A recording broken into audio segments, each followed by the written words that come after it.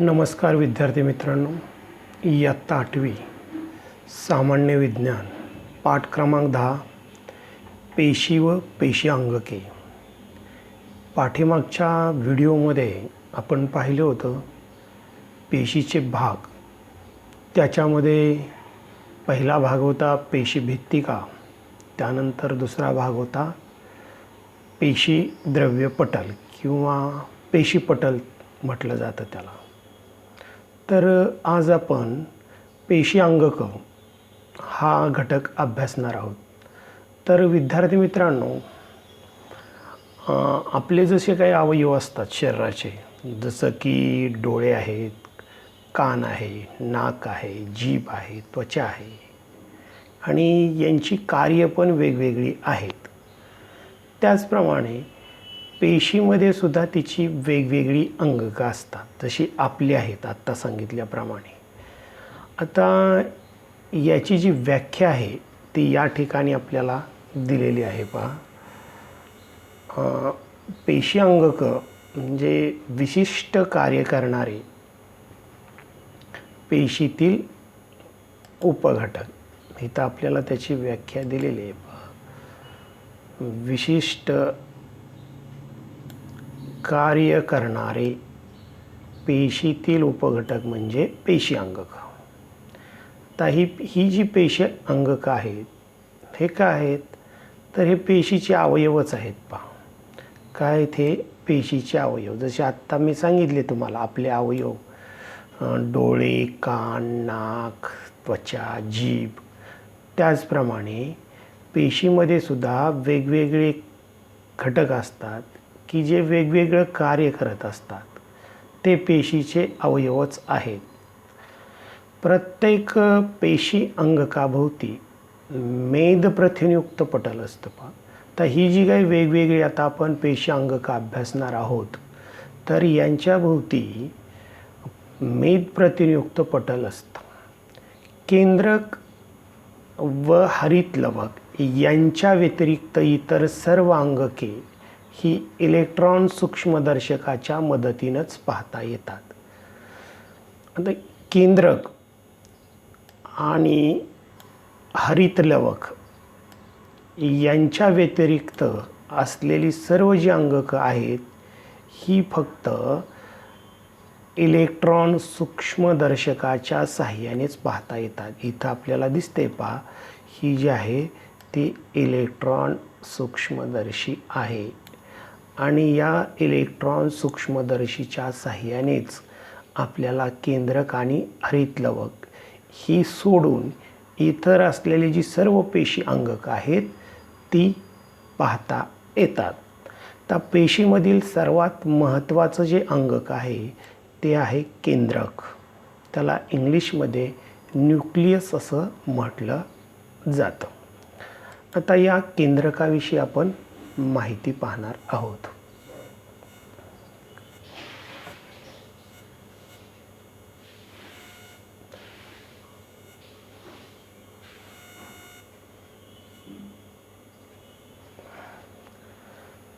इथंही आपल्याला केंद्रकाची आकृती दिलेली आहे. पहा, ही जी आहे ही केंद्रकाची आकृती आहे, इथं दिसते आपल्याला. पहा, आता या केंद्रकाभोवती दुहेरी आवरण असते. काय, या केंद्रकाभोवती काय असते, दुहेरी आवरण असते. आपण आता इथं तुम्हाला मी दाखवतो. हे पहा, हे पहिलं आतमधलं आवरण आहे असं दिसतंय आणि याच्या भोवती हे असलेलं हे दुसरं आवरण. हे अशी दुहेरी केंद्रकाभोवती काय असतं, तर हे दुहेरी आवरण असतं. बघा, ते दिसतंय, हे दुहेरी आवरण असतं आणि त्यावरती काय असतात, तर छिद्र असतात. पहा, इथं मी दाखवतो, त्यावरती काय असतात, छिद्रे असतात. ही छोटी छोटी इथं केंद्रकी छिद्रे दाखवलेले आहेत पहा. इथं हे तुम्हाला दाखवलेलं आहे बाई केंद्रकी छिद्रे आहेत. हे केंद्रकाभोवतीचं हे दुहेरी आवरण मी आत्ता तुम्हाला दाखवलेले आहे. आता हे छिद्र कशासाठी, होल कशासाठी, तर केंद्रकाच्या आत मध्ये काही घटक जात असतात, काही पदार्थ जात असतात आणि केंद्रकाच्या आतून काही पदार्थ बाहेर येत असतात. तर हे आत आणि बाहेर येण्यासाठी, केंद्रकामध्ये पदार्थांचं वहन होण्यासाठी ही छिद्रे असतात. केंद्रकाच्या आत बाहेर होणारे पदार्थांचं वहन या छिद्रामधून होतं. तर छिद्र कशासाठी, तर केंद्रकाच्या आतमध्ये काही पदार्थ जाण्यासाठी आणि केंद्रकाच्या आतमधून काही पदार्थ बाहेर येण्यासाठी ही जी काही छिद्रे आहेत ही छिद्रे आवश्यक असतात. आता त्यानंतर केंद्रकामध्ये एक गोलाकार केंद्रकी असते पहा. इथं मी दाखवतो ही जी काय आहे केंद्रकाच्या आतमध्ये ही गोलाकार काय आहे केंद्रकी आहे पहा. हे केंद्रकी आहे. इथं पण आपल्याला हे केंद्रकी दाखवलेलं आहे पहा. त्यानंतर केंद्रकाच्या आतमध्ये काय काय असतं ते मी तुम्हाला सांगतो. केंद्रकाच्या आतमध्ये काय असतं, तर एक केंद्रकी असते आणि त्यानंतर रंगसूत्रे असतात. इथं दाखवलेले आहेत पहा. ही जी काय आहेत ही याच्या आतमध्ये काय असतात, रंगसूत्रे असतात. इथं हे दाखवलेलं आहे पहा. ही काय आहेत, रंगसूत्रे, जी या केंद्रकाच्या आतमध्ये असतात इथं. आणि ही जी रंगसूत्रे असतात ती खूप असतात, त्यांचं जाळं तयार झालेलं असतं पहा. आणि ती पातळ दोऱ्यासारखी असतात. आणि ज्या वेळेस पेशीचं विभाजन होतं त्यावेळी ही जी काय गुणसूत्र आहेत, ही जी काय रंगसूत्रे आहेत या रंगसूत्रांचं रूपांतर गुणसूत्रामध्ये होतं. म्हणजे काय होतं, तर ज्यावेळेस पेशी विभाजन होतं त्यावेळेस ही जी रंगसूत्रे आहेत याचं रूपांतर गुणसूत्रामध्ये होतं. मी दाखवलं हे रंगसूत्र, याचं रूपांतर गुणसूत्रामध्ये होतं. आणि गुणसूत्रावरती जे काही कार्यात्मक घटक असतात, म्हणजे कार्य करणारे घटक, त्यांना जनुके असं म्हटलं जातं. इंग्लिशमध्ये जीन्स त्याला म्हणतात. ठीक आहे. तर आपण इथं केंद्राची जी काय रचना आहे ती अभ्यासलेली आहे. दुहेरी आवरण असतं, त्याच्यावर छिद्रे असतात, छिद्रांचं कार्य अभ्यासलं. केंद्रकाच्या आत बाहेर होणारं पदार्थांचं वहन या केंद्रकामधून होत असतं. त्यानंतर याच केंद्रकामध्ये एक केंद्रकी आणि रंगसूत्रांचं जाळं असतं. आणि ज्यावेळेस पेशीचं विभाजन होतं त्यावेळेस ही जी रंगसूत्रे आहेत यांचं रूपांतर गुणसूत्रामध्ये होतं. आणि गुणसूत्रावरती जो कार्यात्मक घटक असतो त्या कार्यात्मक घटकाला जनुके म्हणतात. तर हे जे केंद्रक आहे या केंद्रकाचे आता आपल्याला काय पाहिजे आहेत, कार्य. जे केंद्रक पेशीमध्ये काय काम करतो, तर केंद्रक पेशीच्या सर्व चयापचय क्रिया आणि पेशी विभाजन याच्यावरती नियंत्रण ठेवण्याचं काम केंद्रक करतो.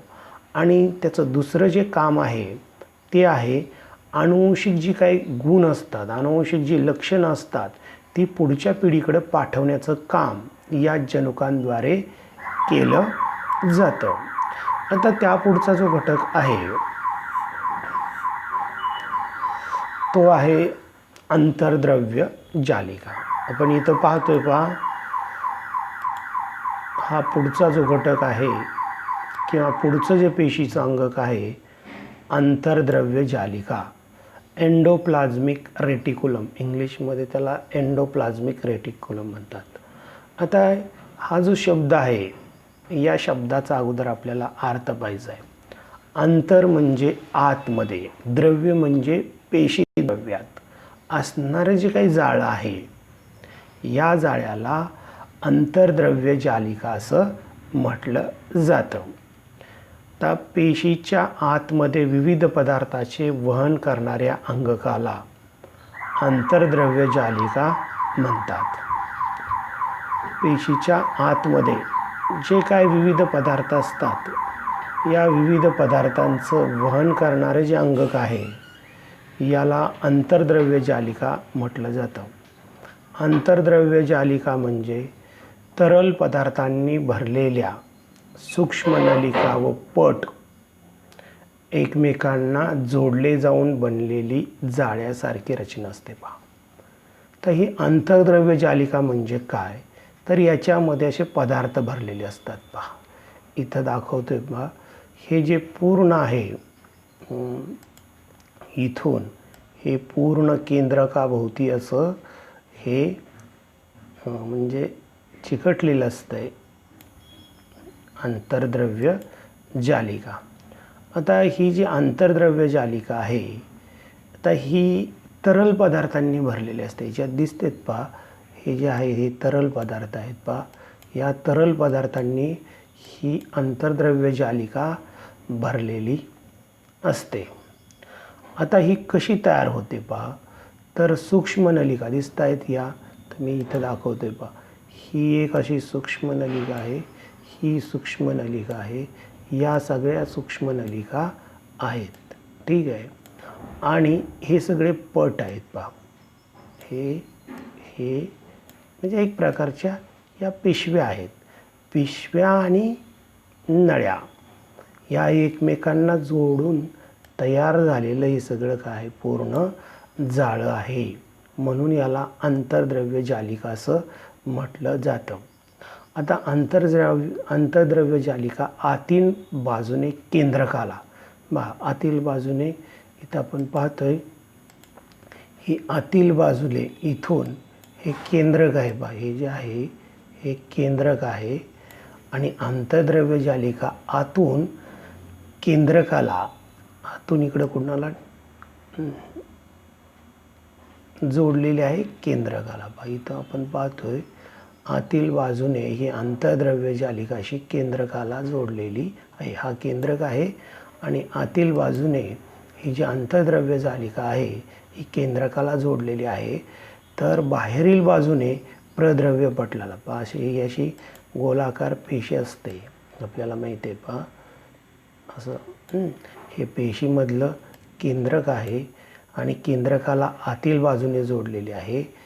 तर बाहेरील बाजूने ते कशाला जोडलेले आहे, हे जे प्रद्रव्य पटल आहे या प्रद्रव्य पटलाला जोडलेली असते. पृष्ठभागावर रायबोझोमचे कण असतील तर तिला खडबडीत अंतर्द्रव्य जालिका असं म्हटलं जातं. जर हिच्या पृष्ठभागावरती पहा असे खडबडीत दिसत आहेत आपल्याला, इथं असे हे इथं दिसतात छोटे छोटे असे खडबडीत म्हणजे रायबोझोमचे कण असतील तर तिला खडबडीत अंतर्द्रव्य जालिका असं म्हटलं जातं.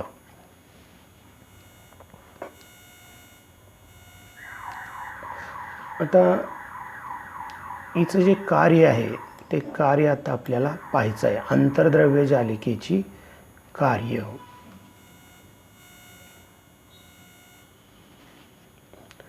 तर पहिलं जे कार्य आहे अंतर्द्रव्य जालिकेचं, इथं कार्य दाखवलेले आहेत. तर ही पेशीला आधार देणारी चौकट आहे. म्हणजे हिचं काम काय आहे, पेशीला आधार द्यायचा. आणि त्यानंतर दुसरं जे कार्य आहे ते आहे प्रथिनांचं वहन करणे. आणि त्यानंतर तिसरं जे कार्य आहे अन्न, हवा, पाणी यामार्फत शरीरात आलेल्या विषारी पदार्थांना जलद्रावणीय करून शरीराबाहेर टाकणे. म्हणजे आपल्या शरीरामध्ये जे काही हानिकारक पदार्थ येतात अन्नामार्फत, हवेमार्फत किंवा पाण्यामार्फत, तर अशा विषारी पदार्थांना पाण्यामध्ये विरघळवून त्यानंतर त्या पदार्थांना शरीराबाहेर टाकण्याचं काम अंतर्द्रव्य जालिका करते.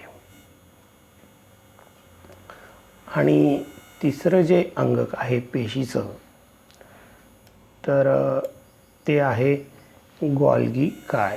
इथं करून दाखवलं.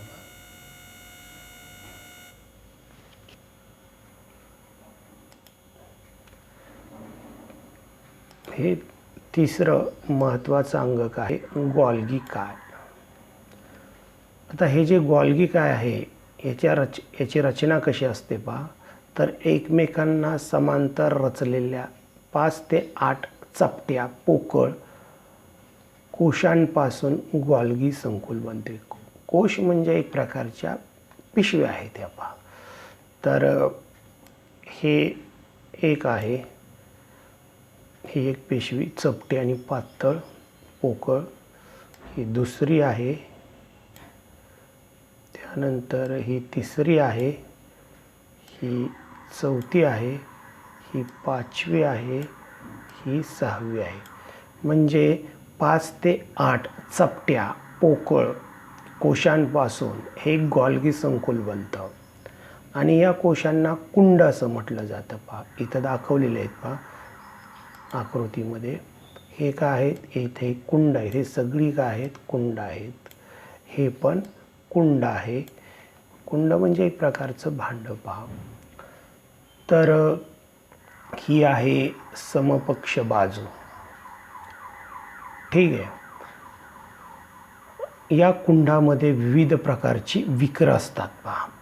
आंतरद्रव्य जालिकेकडून आलेली प्रथिनं गोलीय पिटिकांमध्ये बंदिस्त होतात पहा. इथं या गोलीय पिटिका ज्या आहेत इथं दाखवलेले पहा, या गोलीय पिटिकांमध्ये काय होतात, बंदिस्त होतात. म्हणजे काय होतं, तर आंतरद्रव्य जालिकेकडून, म्हणजे आंतरद्रव्य जालिकेचं काम काय, तर प्रथिन तयार करायचं. तर ती कशी करते, तर तिच्यावरती कोण असतात, रायबोझोम असतात.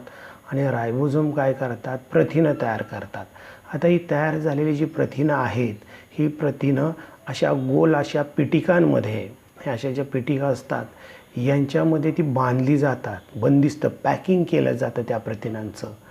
आणि पेशीद्रव्यामार्फत या पिटिका गॉल्गी संकुलापर्यंत येतात पहा. अशा या गॉल्गी संकुलापर्यंत काय येतात, पिटिका येतात. त्याच्यामध्ये काय असतात, प्रथिनं असतात जी आंतरद्रव्य जालिकेमध्ये तयार झालेली असतात. आणि त्यांच्या निर्मितीसम बाजूंशी संयोग पावून त्यातील द्रव कुंडलामध्ये पाठवलं जातं. आता त्याची निर्मितीक्षम जी बाजू आहे मगाशी आपण पाहिलेली आहे, त्याच्याशी संयोग होऊन त्यातील द्रव्य कुंडांमध्ये पाठवलं जातं पहा.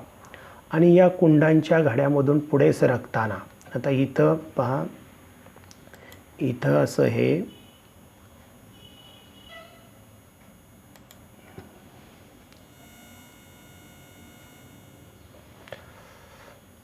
इथं आपण पाहतोय पहा, असे हे आतमध्ये येणाऱ्या वहनाच्या पिटिका इथं दाखवलेल्या आहेत पहा. म्हणजे ही जी पिटिका आहे, ही पिटिका कुठून आलेली आहे, आंतरद्रव्य जालिकेकडून. आता आंतरद्रव्य जालिकेकडून आलेली ही जी काही पिटिका आहे, म्हणजे ज्याच्यामध्ये प्रथिन आहे ती कार्यक्षम नसतात. आणि ती कार्यक्षम होण्यासाठी ही या गॉल्गी कायकडून, म्हणजे गॉल्गी कायच्या कुंडांमधून किंवा या घड्यांमधून पुढे सरकताना याच्यामधील विकरांमध्ये काय होतो, बदल होतो पहा. हे असे आलेले आहेत आणि याच्यामधून आता ही जाणार आहेत. या ज्या काय घड्या आहेत, या घड्यांमधून ही जी काय पिटिका आहे, ही पिटिका अशी बाहेर जाणार आहे. आता त्यामुळं काय होतं, तर याच्यामधून जात असताना याच्यामध्ये या आपण सांगितलेलं आहे, तर याच्यामध्ये काय साठवलेलं आहे, तर विकर असतात. या कुंडांमध्ये काय असतात, विकर असतात. आणि विकरांमुळं काय होतं, तर ही जी काही पिटिका येणार आहे त्याच्यामध्ये प्रथिनं आहेत. तर त्या प्रथिनांमध्ये प्रक्रिया होते आणि ती प्रथिनं काय होतात, बदलतात. तर ही प्रथिनं काय झाली, बदलली. कशामुळं बदलली, गॉल्गी कायमुळं. ही कुठून आलेली आहे पिटिका, ही पिटिका आलेली आहे आंतरद्रव्य जालिकेकडून पहा. तर मी दाखवतो, ही आंतरद्रव्य जालिकेकडून दिसतंय, आंतरद्रव्य जालिकेकडून आलेली ही जी काय प्रथिनं आहेत, जी पिटिकेमध्ये बंदिस्त असतात. आंतरद्रव्य जालिकेकडून आलेली प्रथिनं गोलीय पिटिकांमध्ये बंदिस्त असतात. आणि या ज्या काही पिटिका आहेत, बघा त्या या पिटिका आहेत, ही पेटिका आहे, बरोबर. ही आंतरद्रव्य जालिकेकडून आलेली ही. आणखीन एक दाखवतो, ही एक आहे, बरोबर. आता ते ही संकुलापर्यंत आलेले, हे काय आहे, गॉल्गी संकुल आहे. पहा, या गॉल्गी संकुलापर्यंत ते काय होतात, येतात आणि त्यांच्या निर्मितीक्षम बाजूशी संयोग पाहून त्यातील द्रव्य कुंडलामध्ये पाठवलं जातं. म्हणजे यातील जे काही द्रव्य आहे ते असं कुंडामध्ये या पाठवलं जातं आणि या कुंडातील घड्यांमधून हे पुढं सरकत असताना विकरांमुळं त्या द्रव्यामध्ये काय होतो, बदल होतो आणि बदल झालेली प्रथिनं पुन्हा गोलीय पेटिकांमध्ये बंद होतात. आता ही जी आहेत, या बदल झालेल्या पेटिका आहेत. पहा, आता ही पेटिका वेगळी आहे, ही आंतरद्रव्य जालिकेकडून आलेली आहे. ज्यावेळेस ही गॉल्गी संकुलामध्ये जाते त्यावेळेस याच्यावरती प्रक्रिया होते आणि प्रक्रिया झाल्यानंतर पुन्हा नवजात पेटिका तयार होते आणि या गॉल्गी संकुलाच्या परिपक्व बाजूने बाहेर पडतात. तर हे जे दिसतंय, पहा, हे गॉल्गी संकुलाचं परिपक्व टोक किंवा परिपक्व बाजू आहे आणि या परिपक्व बाजूमधून या ज्या पेटिका आहेत, हे बघा, ही या सगळ्या पेटिका काय होत आहेत, बाहेर पडत आहेत. म्हणजेच कारखान्यातील वस्तू बांधून पुढं पाठवणाऱ्या पॅकिंग विभागासारखं काम कुंडाद्वारे केलं जातं. म्हणजे कारखान्यामध्ये एखादी वस्तू तयार झाली, पहा, तर त्या पुढच्या विभागामध्ये काय होतं, ती पॅकिंग केलं जातं. गॉल्गी संकुलामध्ये तेच केलं जातं, काय, पॅकिंग केलं जातं. आता याची जी कार्य आहेत ती इथं आपण पाहतोय. पहा, गॉल्गी संकुलाची कार्य.